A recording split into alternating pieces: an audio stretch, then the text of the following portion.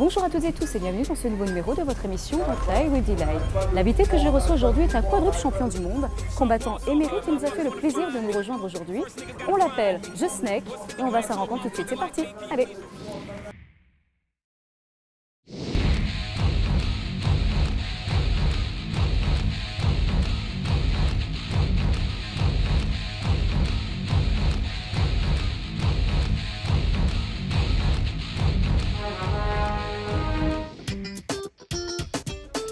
Bonjour Cyril, comment ça va?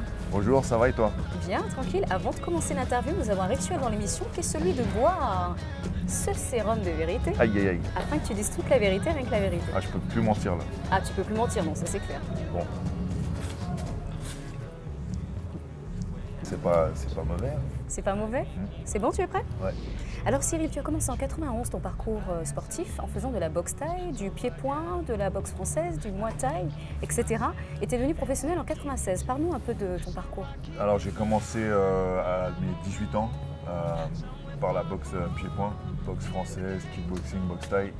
Et j'ai tout de suite fait de la compétition. Je crois que entre mon premier cours et mon premier combat, il y a 3 mois qui se sont écoulés. Donc j'étais vraiment mordu dès le départ. Je m'entraînais, je crois, tous les jours de la semaine. J'avais les clés d'une salle et je m'entraînais comme un forcené. Et j'ai vraiment été mordu dès le départ. Aujourd'hui, tu pratiques le MMA, donc c'est Mixed Martial Arts, c'est-à-dire tous les arts de combat mélangés. Pour les néophytes, peux-tu expliquer ce qu'est le MMA? C'est un mélange d'arts martiaux, un condensé, une synthèse de tous les sports de combat, tous les styles qui sont efficaces et qui marchent en combat. Et je pense qu'on a les 3 disciplines les plus représentées dans le MMA, c'est la boxe thaïlandaise, la lutte et le jiu-jitsu brésilien. D'accord, mais c'est quoi la particularité même du MMA? Mis à part que tu as le droit de frapper ton partenaire, enfin ton adversaire du moins, à terre. On peut commencer debout en pied-point, donc avec un échange de frappes. On peut casser la distance, saisir son partenaire, l'amener au sol avec une projection et continuer le combat au sol. C'est vraiment ça la particularité. Les gens pensent que c'est très sauvage, mais pas du tout. Peux-tu nous donner quelques règles de MMA? Les règles de base, c'est pas le droit d'attaquer les yeux, pas le droit d'attaquer la gorge, la colonne vertébrale, la coquille, forcément. On n'a pas le droit de tirer les cheveux. Enfin, la liste est vraiment... il y a, je crois, que 40-50 règles d'interdiction. À partir du moment où on transgresse une de ces règles, on est averti. Oui. Et à la deuxième avertissement, on risque la sanction immédiate, à savoir la disqualification. Le MMA est interdit en France, bon ça on le sait tous, mais par contre le pancrace est toléré. C'est quoi la différence entre les deux? Alors la grosse différence entre le MMA et le pancrace, c'est qu'au pancrace, on n'a pas le droit de frapper un adversaire quand il est au sol. D'accord. À part ça, c'est exactement le même sport. Et la différence avec le free fight, c'est pareil que le MMA ou... L'appellation free fight, c'est une appellation utilisée uniquement en France. Parce que si vous dites à un Anglais ou un Américain free fight, il ne sait pas de quoi vous parlez. C'est le mot vulgaire de MMA, c'est le mot qu'utilisaient les médias il y a 10 ans en arrière ou 15 ans en arrière. Maintenant, tout le monde appelle ça le MMA, sa vraie appellation. Alors, ce qui est bizarre, c'est que justement, c'est interdit en France, mais par contre, ça cartonne dans le monde de par l'UFC, qui est la plus grosse société de MMA. L'un des plus gros magazines américains financiers, Forbes, a estimé la valeur de l'UFC à plus d'1 milliard d'euros. Donc, c'est quand même étonnant quand on sait que c'est interdit en France. Ouais, 2 milliards d'ailleurs. 2 milliards aujourd'hui, d'accord. 2012, ouais. Je crois que c'est le sport qui a explosé le plus vite au niveau mondial ces 10 dernières années. C'est un sport qui, voilà, il y a 10 ans en arrière, qui valait, vous avez des chiffres, ça a été multiplié par 10, juste parce qu'il y a eu une médiatisation autour du phénomène et qu'ensuite c'est devenu un sport à part entière, reconnu, avec ses champions, avec ses stars. Et donc maintenant, aujourd'hui, il y a vraiment un business autour du MMA. Il y a avec vraiment des produits dérivés, voilà, tout exactement. ça. Donc l'UFC représente voilà, le nec plus ultra. Donc nous, on se retrouve en tant que sportif de la plus grosse ligue au monde avec le niveau, le plus beau niveau du monde. Donc il faut être au top pour affronter ses adversaires. Toutes les grandes villes du monde accueillent les tournois de l'UFC. Comment expliques-tu qu'en France, ils ont encore du mal comme ça? Je pense que c'est un contexte français. D'une part, il y a une mentalité française bien frileuse, bien conservatrice. Il y a aussi les dirigeants qui ont peur de donner le feu vert à une discipline qu'ils connaissent mal ou pas du tout. Il y a aussi un lobbying de la part des fédérations de judo et de karaté qui voient un concurrent, un rival qui pourrait les déstabiliser. Donc c'est un contexte bien particulier qui est propre à la France et qui fait qu'aujourd'hui, un des seuls pays au monde à interdire le MMA professionnel, c'est la France. Alors tu combats dans la catégorie des moins de 93 kg, qui est la catégorie la plus prestigieuse de l'UFC parce qu'elle regroupe les meilleurs combattants. C'est mortel ça? Ouais, c'est une petite fierté. Je me retrouve dans la ligue la plus prestigieuse au monde, dans la catégorie la plus prestigieuse. Voilà, mes adversaires sont tous des gens qui sont connus et reconnus dans le milieu. Ouais. Et il faut faire son petit bonhomme de chemin, il faut s'entraîner dur, il faut ramener des victoires à la France. Donc voilà, c'est une petite fierté pour moi. Alors pourquoi le surnom The Snake? Alors c'est un promoteur japonais qui m'a donné ce surnom il y a 13-14 ans en arrière. J'étais en Australie, je faisais un gros tournoi mondial et après le tournoi, on se retrouve tous à table en train de fêter avec tous mes anciens adversaires. Et voilà, le promoteur japonais passait d'un combattant à un autre en nous donnant des surnoms d'animaux qui correspondaient à notre style, qui correspondaient à notre gabarit. Donc tu corresponds à un serpent, c'est ça? Voilà, j'étais tout grand, tout maigre et j'avais une force de frappe qui était dangereuse pour tout le monde. Donc il a dit, toi, tu as la morsure du serpent, tu as la morphologie du serpent, tu seras le serpent. Parle-nous de la Snake Team que tu as créée. Alors la Snake Team a été créée en 1999. J'avais un petit club municipal à Rueil-Malmaison. Et on commençait déjà à avoir des potentiels compétiteurs, donc il fallait bien trouver un nom d'équipe pour les inscrire. Et comme j'avais déjà le sobriquet du Snake, voilà, c'était naturel, comme on appelle les combattants de la Snake Team, les Snakes. Et donc voilà, on s'appelle la Snake Team depuis 1999. Mais du coup, tu entraînes des jeunes et des combattants également? Je suis entraîneur. Ça fait depuis 1996 que j'entraîne. Combien de personnes à peu près? L'année dernière, on a terminé l'année à 250. Ah ouais, quand même. Voilà. D'accord. Et tu les entraînes pour des combats? Ou alors, ils apprennent juste? Il y a une petite vingtaine de combattants amateurs et une petite douzaine de combattants professionnels. Et voilà, on essaie de gravir les échelons, de faire notre petit bonhomme de chemin et puis apprendre, parce que le MMA, c'est une discipline qui est en perpétuelle évolution. Donc on n'a pas fini d'apprendre. Alors Cyril, tu es l'un des seuls combattants français à être connu et reconnu aux États-Unis, avec notamment Cheick Kongo. Comment tu expliques que vous êtes adulé et apprécié dans le monde entier et pas dans votre propre pays dans lequel vous représentez le drapeau tricolore? Ça fait partie du contexte. On n'est pas reconnu parce que la discipline n'est pas reconnue en France, qu'elle n'est pas du tout médiatisée. Et souvent les médias qui en parlent en mal. Donc voilà, forcément on est un petit peu des renégats, des hors-la-loi dans notre propre pays, même si ça fait plus de 20 ans que je combats pour la France, depuis 1996 que je fais des combats à l'international et que je représente mon pays avec la Marseillaise, avec le drapeau tricolore. Voilà, c'est vrai que c'est frustrant pour nous de partir aux États-Unis et puis de combattre aux couleurs de la France et puis rentrer en France et pas être reconnu. À une époque aussi, certains t'ont jugé en disant que tu n'avais pas le niveau pour intégrer l'UFC. Comment as-tu vécu ces périodes-là où ces gens doutaient de toi? Je pense que pour n'importe qui, dans n'importe quel domaine, qui se fixe des objectifs, des ambitions qui peuvent paraître exceptionnelles pour le commun des mortels, dès lors qu'on se fixe une ambition, il y aura toujours des gens pour te dire que tu n'as pas le niveau, que c'est pas possible, que c'est irréalisable, ainsi de suite. Et ici, il y a plusieurs messages que j'essaie de faire passer, notamment il faut aller jusqu'au bout de ses rêves. Et si j'avais écouté ces personnes qui me disaient que j'avais pas le niveau d'aller à l'UFC, j'aurais peut-être baissé les bras et j'y serais jamais allé.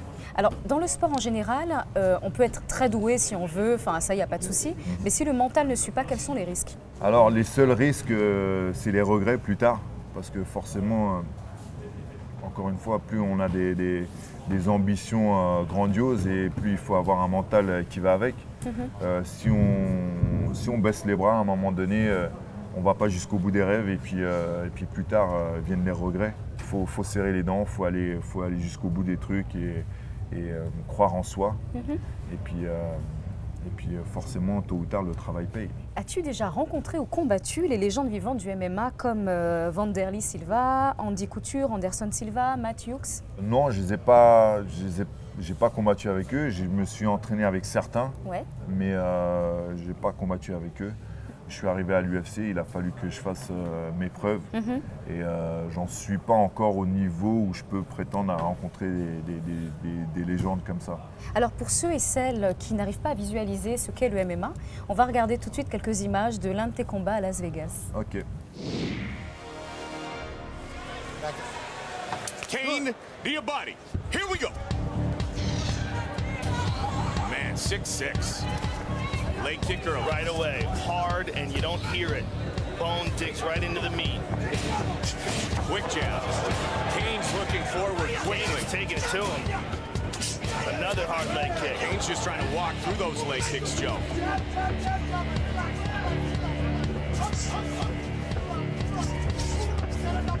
Cain is explosive. Another hard left hand. Oh! Big shot! Louise Cain! Diabate holding on. That was a big left hand, Mike. He looks like a man possessed tonight. Cain angered. Diabate's got that underhook, and he's going to try to use that to stand up. Cain very well aware of it, though. Look at this. Diabate takes Cain down. Look at this. An ever-improving Diabate. Diabate going to wait to get up. Now let's see how the knee comes in the clinch. I mean, Diabate had his hands down low, and it looked like he was kind of not really respecting the striking of Cain. Might have underestimated him after the loss to Nogueira. Good knee by Diabate. So look how Diabate's carrying his hands real low, even after that left hand landed. Whereas Cain up high. Cain's bloodied up. Oh, good left hook. Cain's nose is bloodied up, Joe. Yes, it is. Oh, he's teeing off on him. Yeah, he is. And he attacked to the right. Now it's Cain. Cain's hurt. He's hurt bad. It's all over. Cyril Diabate, victorious. Comment tu l'as défoncé, le mec? Tu l'as mis KO direct. C'est ça qui est sympa avec le MMA, c'est que les issues possibles sont innombrables. Là, j'ai été touché, j'ai repris le dessus sur le combat et j'ai abrégé le combat par un KO. Donc, c'est ça aussi qui plaît, je pense, aux néophytes, aux spectateurs lambda qui ne connaissent pas grand-chose au sport de combat. À un moment donné, c'est quelqu'un qui domine et l'instant d'après, c'est la victime qui renverse la vapeur et qui remporte la victoire. Je crois savoir que tu as même combattu avec la main cassée et tu as gagné. Comment tu as fait? C'est le mental qui fait la différence entre un combattant, un simple combattant, un champion et le très grand champion.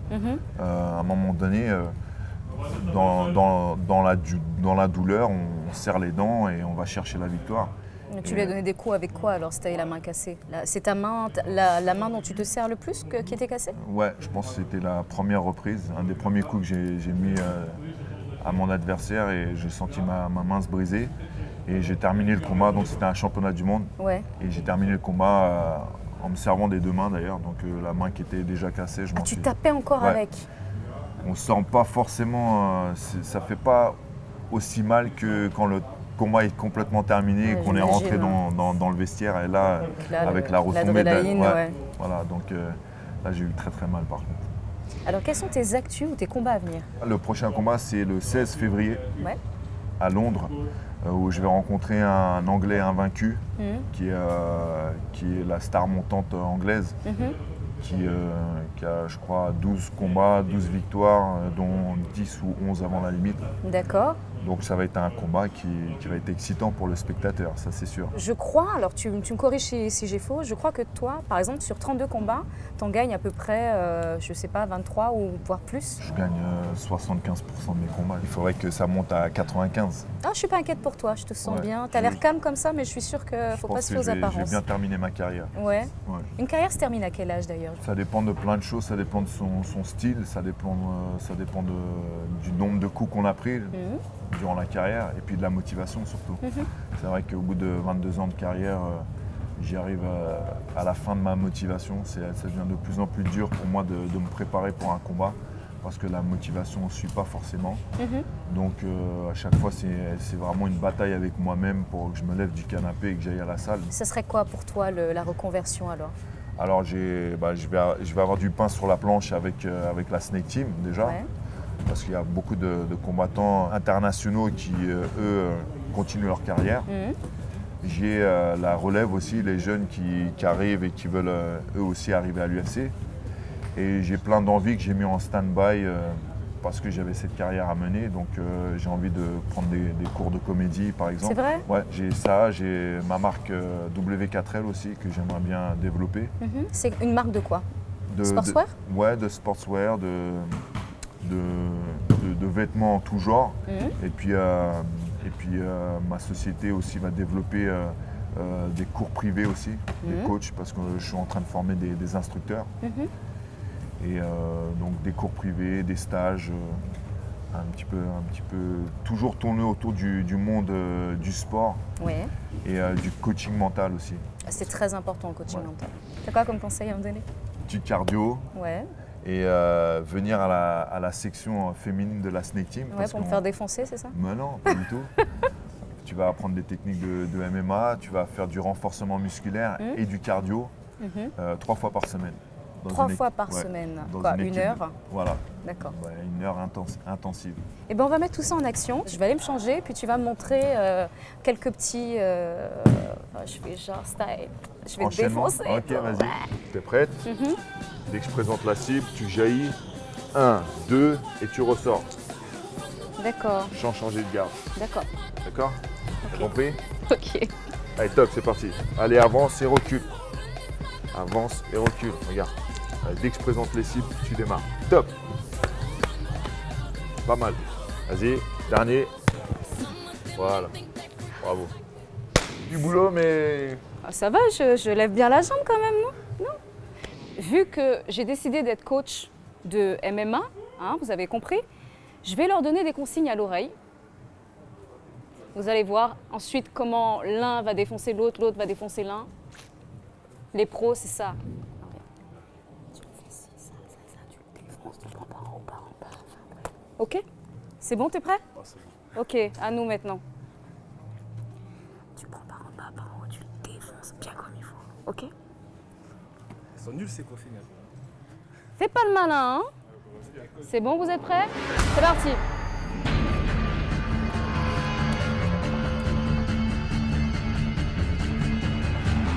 Allez, allez, allez, allez!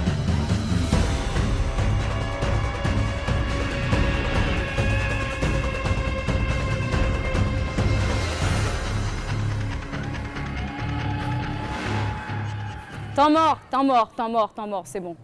C'est bon. Alors, je vous ai dit qu'il travaille bien. Avec D-Lie, on travaille toujours bien, c'est comme ça que ça se passe. Et ouais.